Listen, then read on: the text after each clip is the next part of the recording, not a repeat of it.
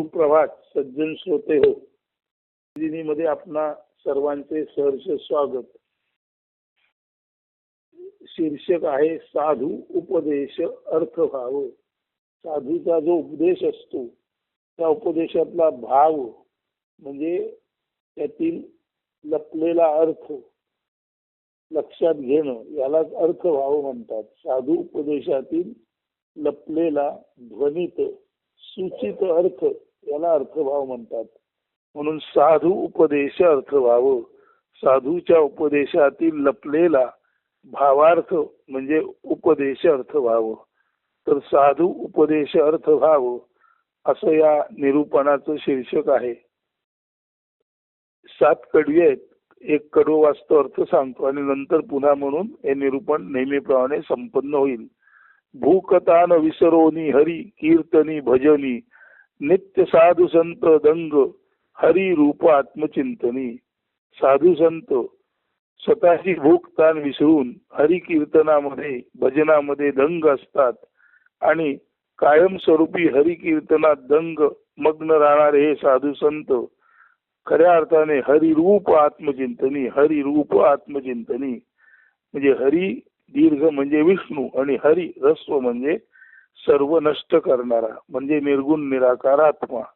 तर भूक ताण विसरून हरी कीर्तनामध्ये भजनामध्ये दंग राहणारे साधू संत हरिरूप आत्मचिंतनी म्हणजे जिथून सारे निर्माण होते आणि जिथे सारे जाते अशा निर्गुण निराकार आत्म्याच्या चिंतनामध्ये दंग असतात.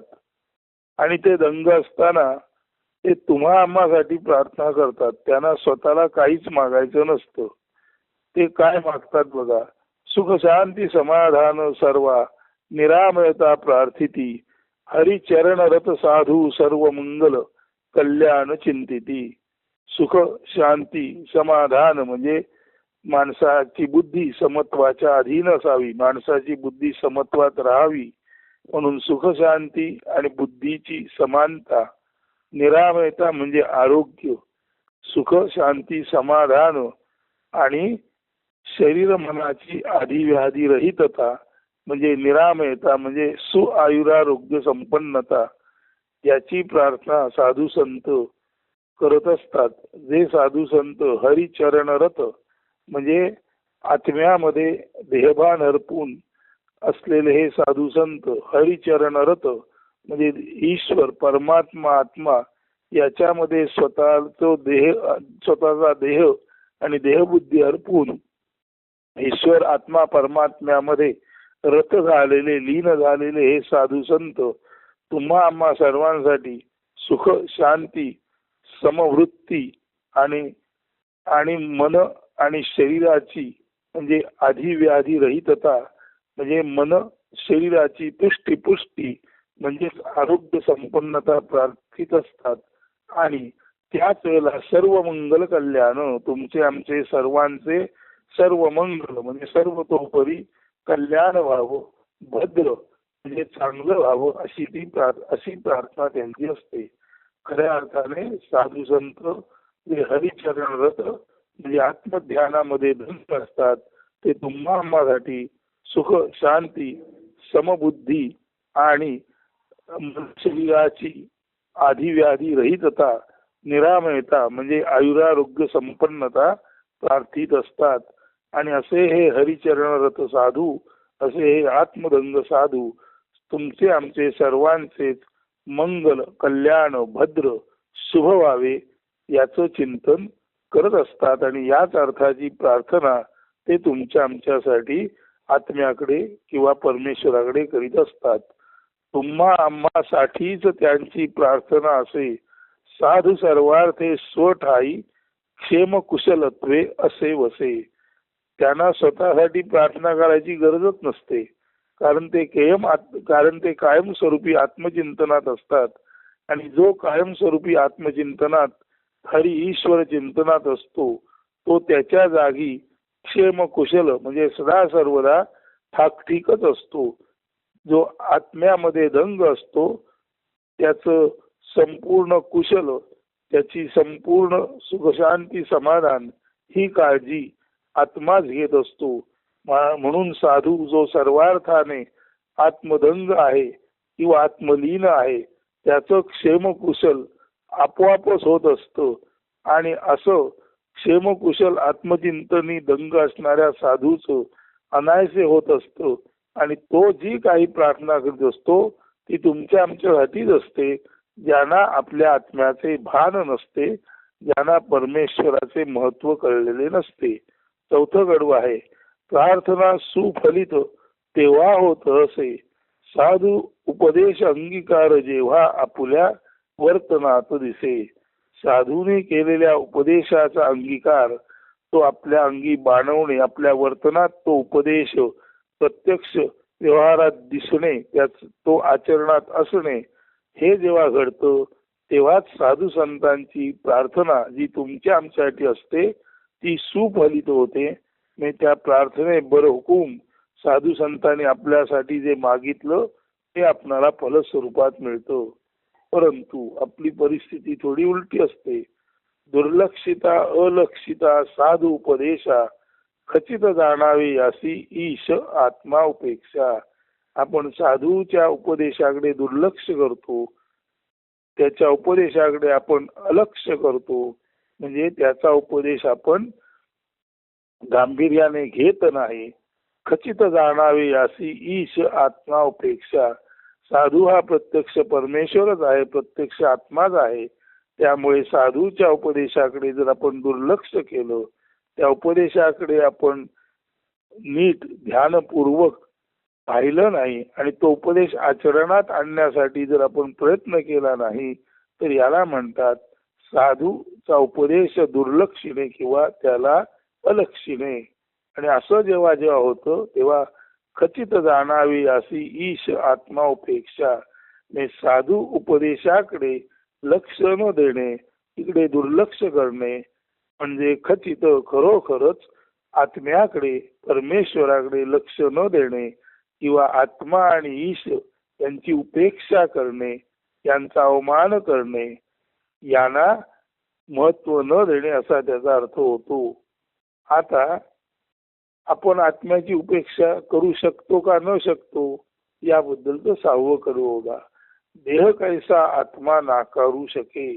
प्रत्येकाच्या देहात जाणीव रूपी स्वतःच स्वतःला जाणणारी सुसंवेद्यता म्हणजे जी आत्मशक्ती आहे किंवा आत्मशक्ती रूपे जो आत्मा नांदत आहे, तर देहातील आत्म्याला देह कसा नाकारू शकतो.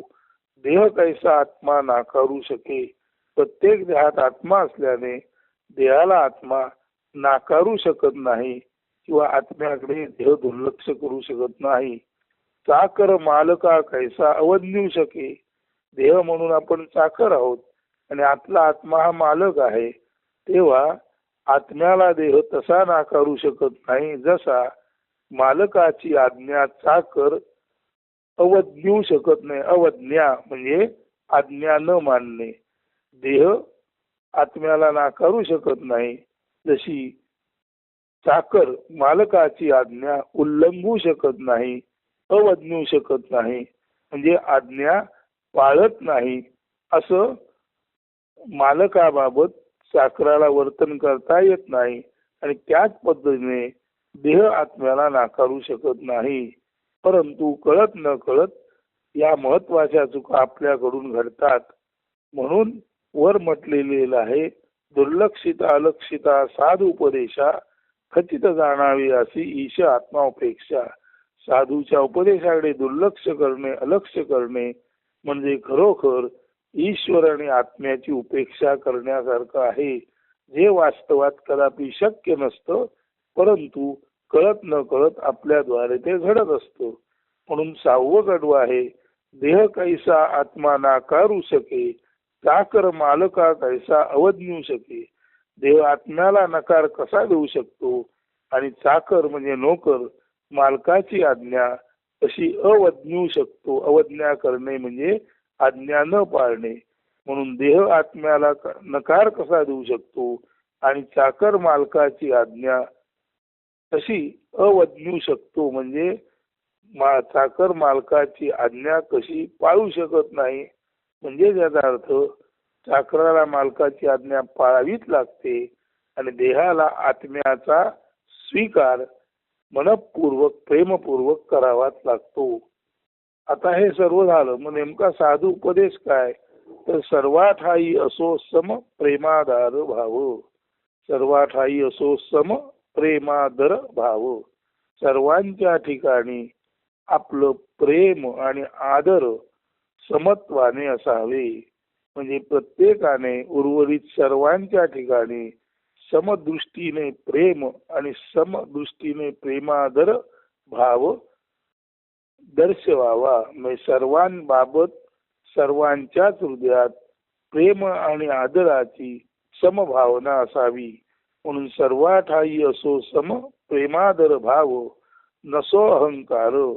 मात्र सर्वांबाबत समप्रेमादर भाव असताना तिळमात्र सुद्धा अहंकार नसावा. सर्वाठाई असो सम प्रेमादर भाव नसो अहंकार जाणा साधू उपदेश अर्थ भाव. सर्वांच्या ठिकाणी प्रेम आणि आदर समभावाने असावेत. सर्वांबाबत सम प्रेम असावं आणि सर्वांबाबत सम आदर असावा. म्हणजे कुणाबद्दलच प्रेमामध्ये कमी जास्त नसावं, कुणाबद्दलच आदर व्यक्त करताना कमी जास्त नसावे. म्हणून प्रेम आणि आदर यामध्ये किंचितही कमी जास्त वर्तन न करता सर्वांबाबत प्रेम आणि आदर अत्यंत समबुद्धीने असावे आणि समवर्तनात सर्वांबाबत सम प्रेम आणि सम आदर दिसावा. म्हणजे सम प्रेम आणि सम आदराचा भाव सर्वांच्या ठिकाणी समत्वाने दिसावा. नसो अहंकार. आणि इतकं असून सुद्धा ते मात्र सुद्धा अहंकार नसावा. जाणा साधू उपदेश अर्थ व्हावं. सर्वाप्रती समप्रेमा भाव आणि अहंकार रहितता यालाच सर्व सज्जनो साधू उपदेशाचा अर्थभाव म्हणावे. साधू जो उपदेश करतो त्याचा गर्भित अर्थ आणि त्या अर्थातील भावना म्हणजे उपदेश अर्थभाव तोच आहे की सर्वांबाबत समप्रेमादराची भावना असावी आणि अहंकार नसावा.